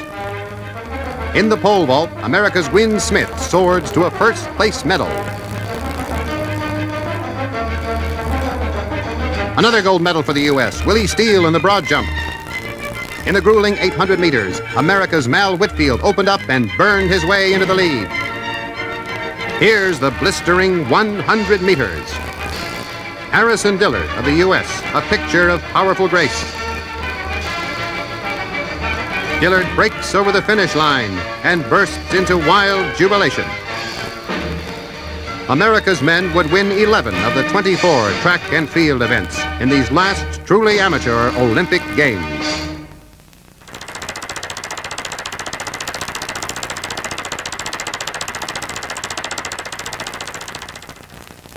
This is stock car racing, and the sands of Daytona Beach come alive with 105 hot rods in a contest you'll have to see to believe. On Madman's Curve, this crack-up classic comes to a crashing climax.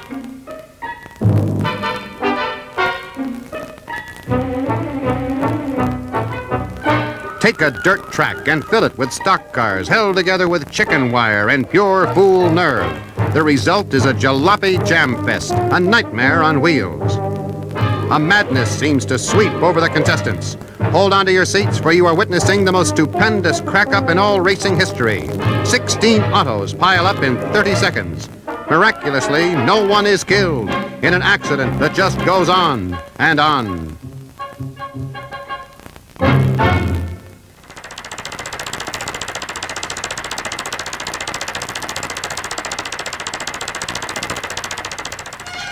Once, as many as 80 men pulled the ships of ancient Egypt and Rome. Now the number of rowers is 8, and the ships are 18-meter shells. Crew racing in the U.S. dates back to 1851, when Yale and Harvard raced each other on the Charles River. But other schools have proved themselves on the water, notably Cornell and, of course, Navy. A stroke is divided into 3 parts: the catch, the stroke itself, and the recovery. Crack crews start out at well beyond 30 strokes a minute and rarely fall below this mark. They collapse in exhaustion. Few other sports call upon the competitor's last ounce of strength. Rowing is a grueling sport. But it's duck soup to these 20 perky grandmas from Oakland, California. With coxswain Clara Fennell, herself a great-grandmother, urging them on, these whaleboat Annies give their muscles a weekly workout.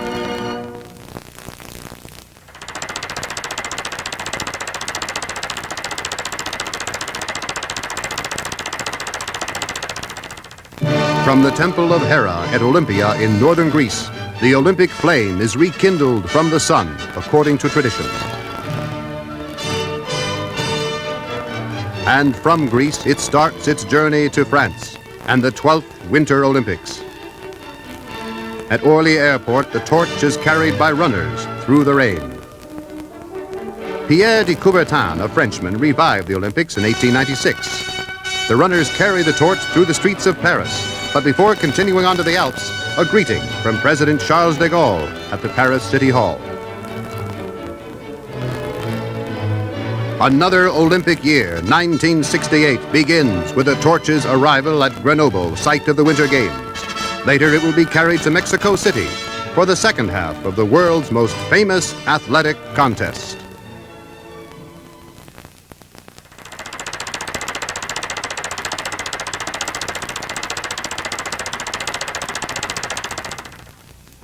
Man has been fighting fire ever since Augustus established the first fire marshals in 27 BC.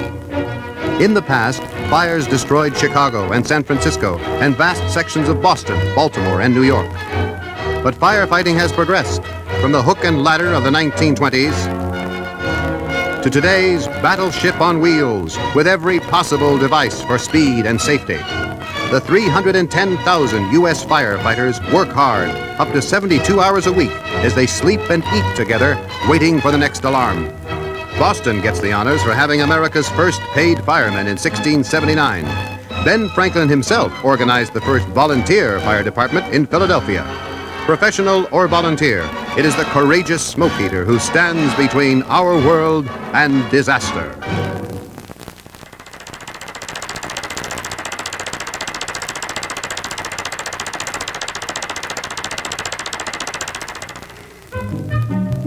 The tall buildings of Manhattan are perching places not only for pigeons, but for human flies, who specialize in hanging from ledges and doing handstands on windowsills.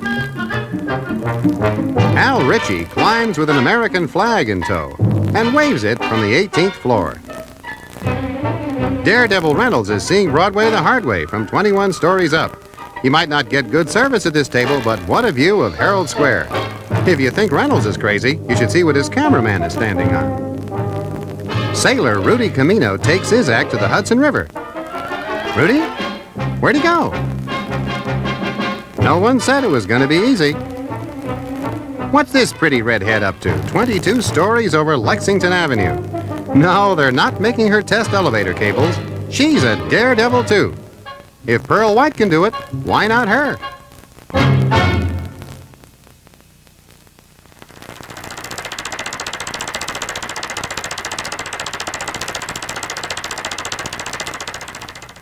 Charles Augustus Lindbergh, a 25-year-old male pilot from Detroit, prepares his Ryan monoplane.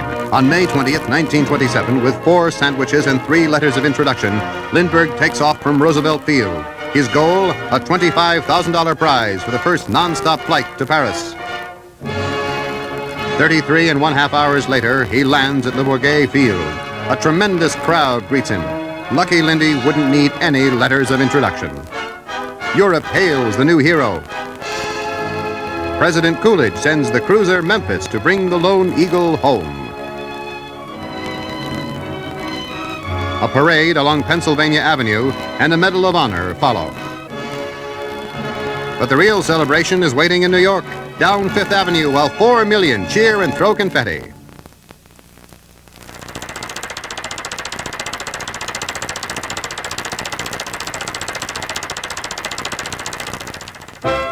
Female emancipation brought a new breed to the 20s, the woman aerial daredevil. Her motto seemed to be, anything a man can do, I can do better.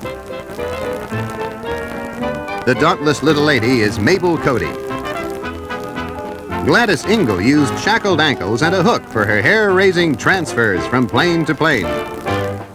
Most amazing of all was 10-year-old Mildred Unger, who got right into the spirit of the Roaring Twenties by doing the Charleston 2,000 feet up. A few years earlier, no woman would think of changing a tire. Now, Gladys Ingle did it the hard way, carrying a whole wheel aloft. Imagine transferring planes while hanging onto a heavy wheel. From daredevils to pioneers, as vivacious Ruth Elder became the first woman to fly across the Atlantic, her monoplane was a tribute to the American girl.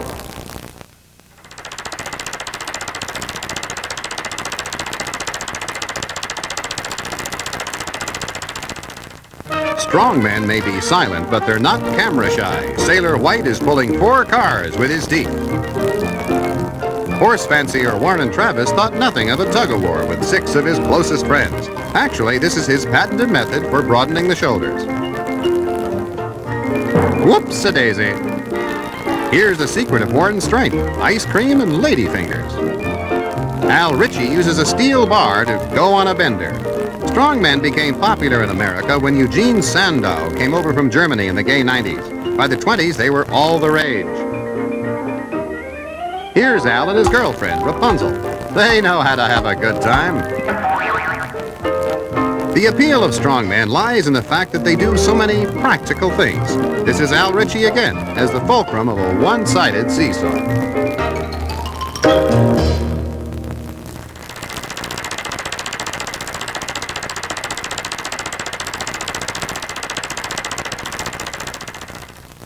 Commander Richard E. Byrd perfectly suited the age of heroes.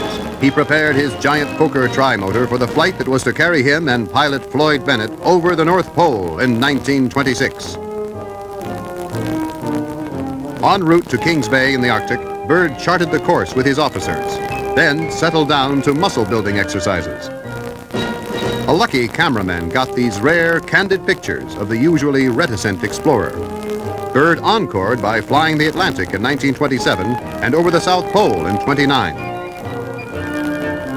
America's non-stop conquerors of the Atlantic posed for posterity.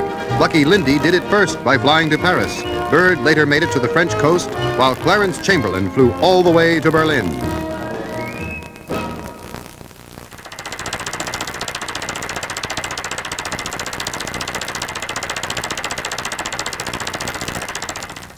Yuri A. Gagarin takes a place of honor between Lenin and Khrushchev. Orbiting the Earth a single time in his Vostok 1, this 27-year-old Air Force major became the world's first spaceman. At Moscow Airport, Gagarin salutes Premier Khrushchev, who responds with a bear hug and repeated kisses on the lips.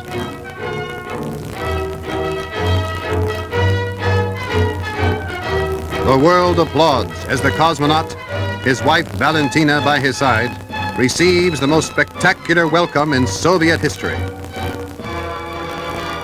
It took Magellan nearly 3 years to circle the globe. Gagarin did it from 188 miles up and in only 108 minutes. In the Kremlin, Gagarin is awarded a special medal named for Zlakovsky, Russia's pioneer rocket scientist, along with the nation's highest civilian honor, Hero of the Soviet Union.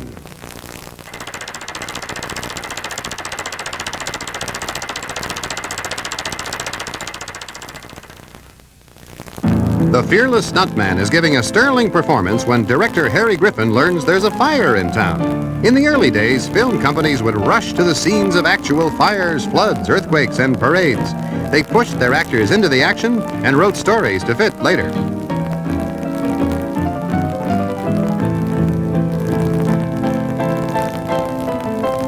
Fearless is none other than the cross-eyed wonder, Ben Turpin. Lucky for him, there's an air hose. Meanwhile, arriving at the fire, the director gives his leading lady, Irene Lentz, a prop baby and tells her to run into the smoke and flames.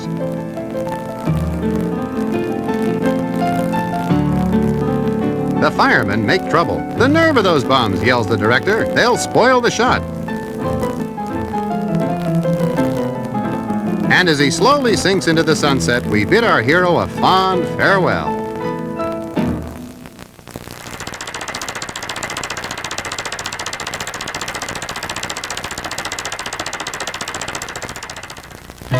This is Harry Houdini's try at movie stardom. In a 1919 serial, Houdini played a Department of Justice investigator named Quentin Locke.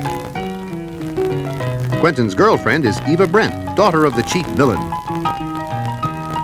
This is Q, the automaton. In each episode, Quentin was tied up or chained or locked in a box so that moviegoers could witness one of Houdini's miraculous escapes. This 15-episode chapter play was called The Mystery Master. It told the story of Quentin's battle against the evil International Patents, a company that stood in the way of progress by buying up inventions and keeping them off the market. Q is one of the inventions gone wrong.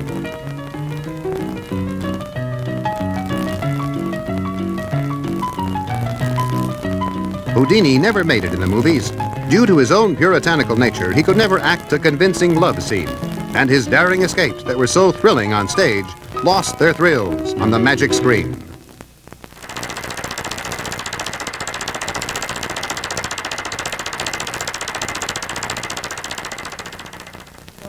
The movie love scene began with a kinetoscope short called The Kiss with Mary Irwin and John Rice. The first great star was Mary Pickford, here in the arms of Owen Moore. The crowd is played by James Kirkwood.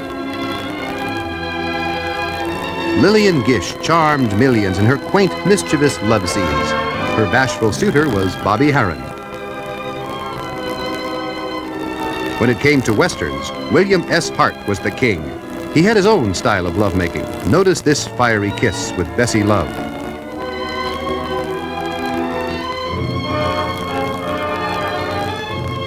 Wallace Reed brought an easy, good-natured charm to his love scenes. This is from The Dancing Fool. A new brand of kissing was introduced by Paul Negri in this tale of World War I called Shadows of Paris.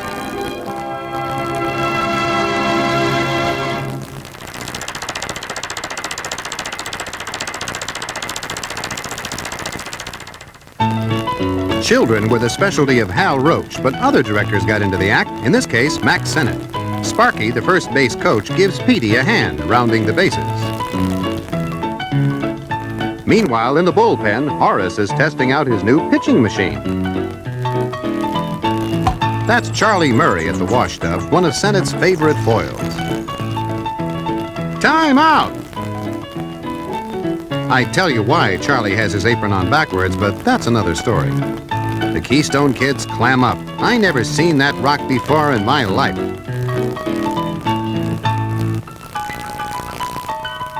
What these little monsters need is discipline. Come on. 1, 2. Whoops!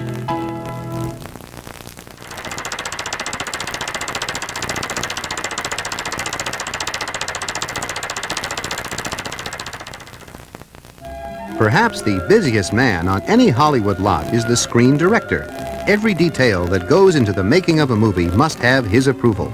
Before a frame of film is shot, he has been through countless meetings, offered his suggestions to the writer during script development, and come to a meeting of minds with the producer. He arranges the set dressing, the furniture and props to conform with his ideas, and selects the supporting players who best fit the story. For weeks, film races through the camera at 90 feet a minute. But filming is only half his job. He edits the footage with the cutter and makes sure the musical score fits the action. And his biggest challenge still lies ahead. For you are his final judge. Through all the hectic months of work, the screen director's one goal is to make a film worthy of the American movie-going public.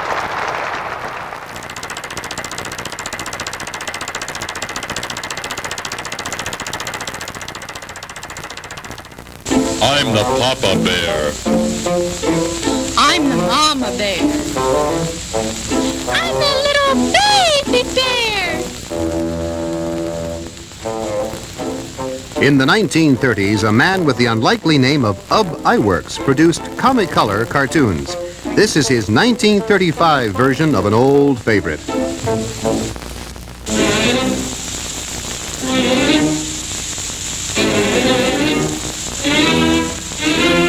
Somebody's been fooling with my radio.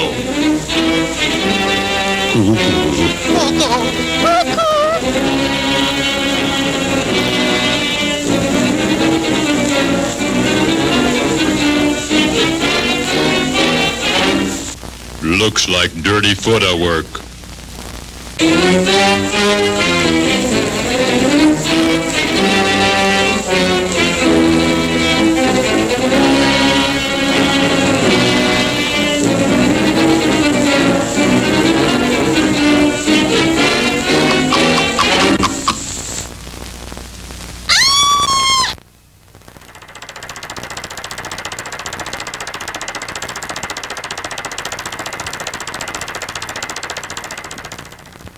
World War I, and the most frenzied of home front activities was shipbuilding. Ships made of wood exceeded those of steel by more than 2 to 1, and shipyard workers received the same hero status as fighting men. Launchings reached an astonishing 150 a month. But this was also a war of industrial production. Edison, awarded a medal for his war efforts, inspects an army truck, later driven away by the jaunty Secretary of War, Newton D. Baker. President Wilson, whose appearances grew rarer as his burdens increased, provides history's scrapbook with a typical and human pose. Piano factories turned out wings, auto body manufacturers turned out fuselages, and a new weapon of war took its place in the arsenal, the battle plane.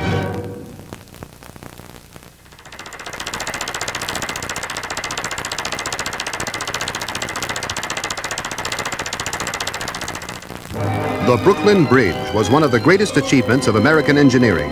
Never before had so complex a project been undertaken with such new materials as steel and cable. But there was an element of tragedy as well. The bridge cost the life of its designer, John Roebling, and crippled his son, Washington. Dedicated in 1883, it was the tallest structure in New York and the longest bridge in the world. 2.5 times longer is the Verrazano Narrows Bridge. Completed in 1964, it linked the boroughs of Brooklyn and Staten Island. This mile-long engineering marvel took $325 million and 5 years to complete. Miss Liberty welcomed a new neighbor, a landmark that can be seen 40 miles at sea.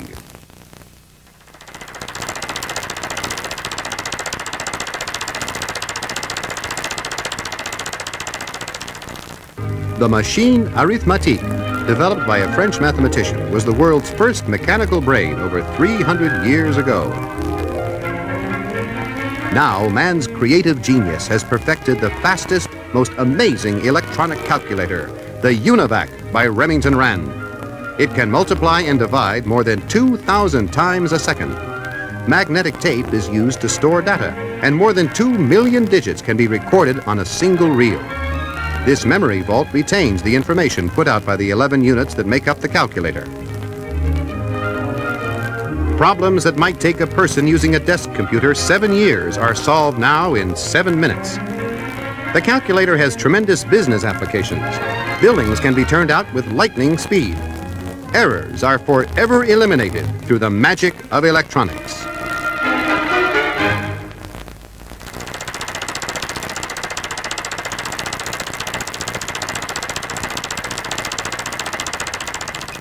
The old trustworthy telephone has given birth to many new devices. The remote feeding of computers,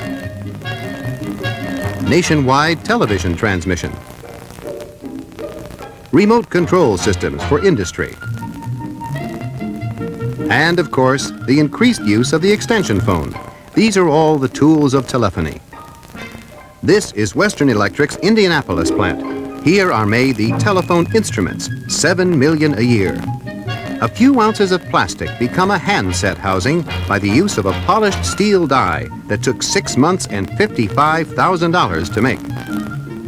Transistors, the heart of the modern telephone, use so little current that today's familiar bell, which rings on 85 volts, may someday be replaced by a transistorized musical tone needing only 1 volt.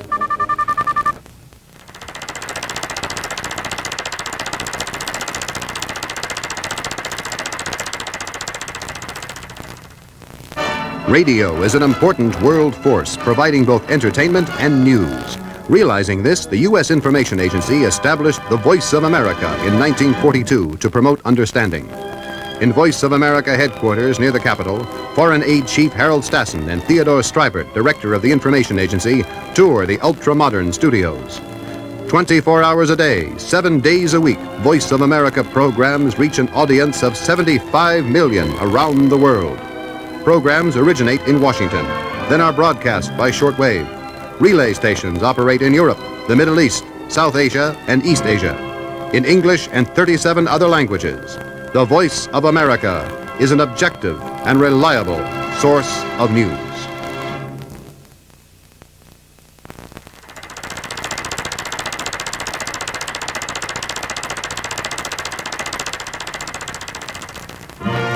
In December 1957, just 2 months after Sputnik, America had high hopes for its own satellite, Project Vanguard, a 3-pound, 6.5-inch sphere equipped with a tiny radio transmitter.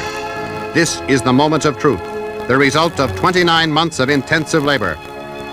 At Cape Canaveral, Florida, the satellite is placed in the nose of the rocket that must catapult it 300 miles into space. The cone is lowered into position. Towering 72 feet over the sands, the 4-ton rocket is ready for firing. Newsmen from all over the world are there. Tension mounts. What happens next is unhappy history. 7 seconds after launching, the rocket is a ruin. $100 million in research go up in a huge red-orange ball of smoke.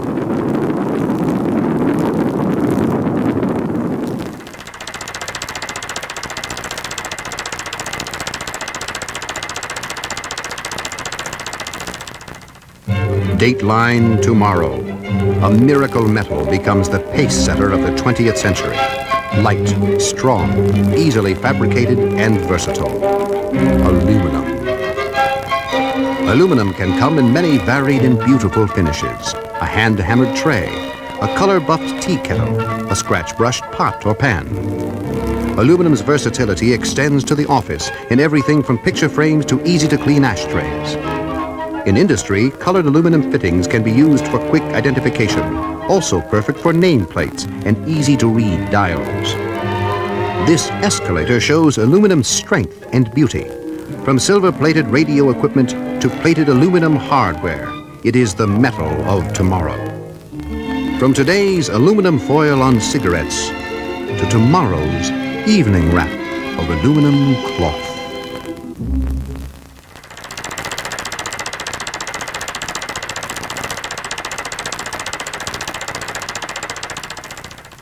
At the foot of Brooklyn, 9 miles from Manhattan, lies a narrow sandbar called Coney Island. You entered it through the barrel of fun and headed straight for the steeplechase. The original steeplechase was built in 1897 and burned down 10 years later. This rebuilt version was over half a mile long, but it still gave you the same chance to put your arms around your sweetie and show off how good a jockey you were. Coney Island was America's great amusement park. At its peak, over 1 million people a day came. And even if it was raining, the Pavilion of Fun had 5 acres of indoor entertainment. The hot dog was invented here in 1874. They had a Ferris wheel that could be seen 38 miles at sea. And Coney Island still runs one of the scariest roller coasters in the world, the Cyclone.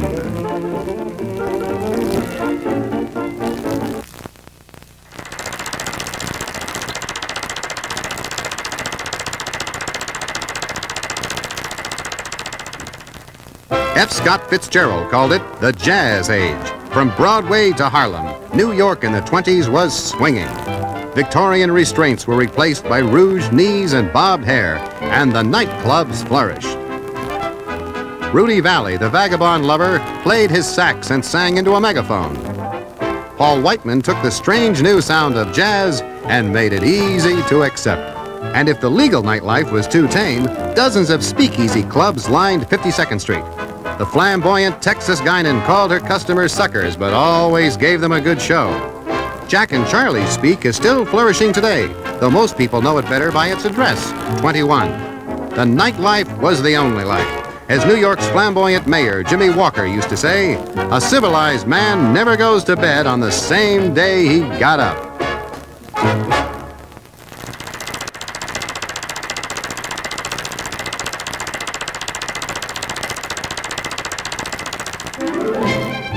What is sport number 1? Brother, you're looking at it. It's swimming. Long ago, the human race discovered there's nothing like the beach for exercise, romance, or a snooze in the sun. Leander swam the Hellespont, Alexander forded the Hydaspes, and today's Joe Doak still likes to pit his strength against the surf. With an occasional timeout, of course. And as for Joe Doakes Jr., he's splashing along in his father's footsteps.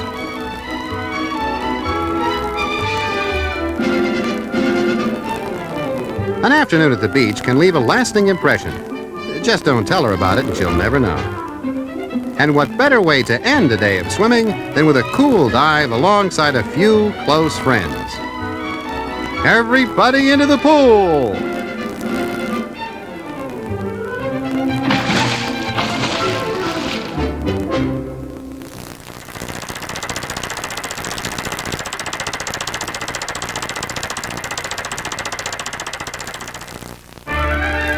This is a story about what to do on a date. Nick would like to ask Kay out, but where would they go? What would they do? How about going to the movies with Jeff and Phyllis? When all 4 are good friends and enjoy the same things, double dates can be lots of fun. What's this? A list of coming activities. Group dates are a good idea. They give you a chance to get acquainted without too much planning or pressure. Or how about a weenie roast? A chance to learn the give and take of working and playing together. There are plenty of date ideas that don't take a lot of arranging or a lot of money. A swim meet, perhaps, or a square dance. Be sure to choose an activity your partner will enjoy. Nick and Kay are going to have a fine time. Is it all right then about Friday? Yes, Nick. It's the day.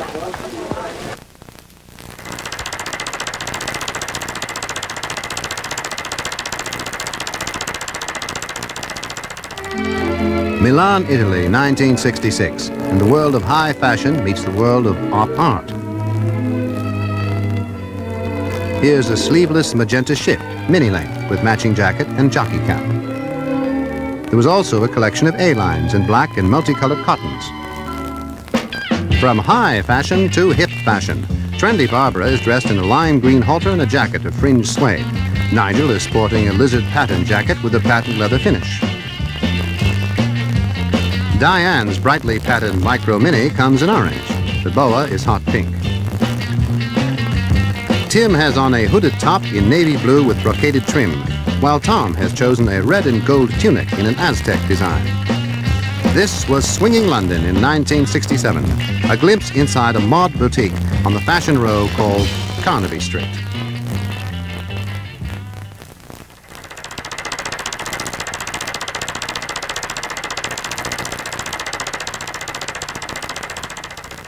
New Orleans, Louisiana. One big mirthquake of merrymaking as the entire city turns out for their famous Mardi Gras celebration. The carnival season begins on Epiphany, January 6th, and the festivities grow until the final all-out bash on Fat Tuesday. For 10 days and nights, the parades pass through city streets. They have a problem squeezing in all the revelry that annually precedes Ash Wednesday and the 40 days of Lent. From pretty girls by the score to whimsical floats, this 1963 Mardi Gras had something to tickle every fancy. New Orleans was established by the French in 1718, and since its founding has been a city of fun, the birthplace of jazz. The mythical kings and queens of the carnival and their royal crews pull out all the stops for the Rex Parade, tossing candies and trinkets into the eager crowd. Throw me something, mister?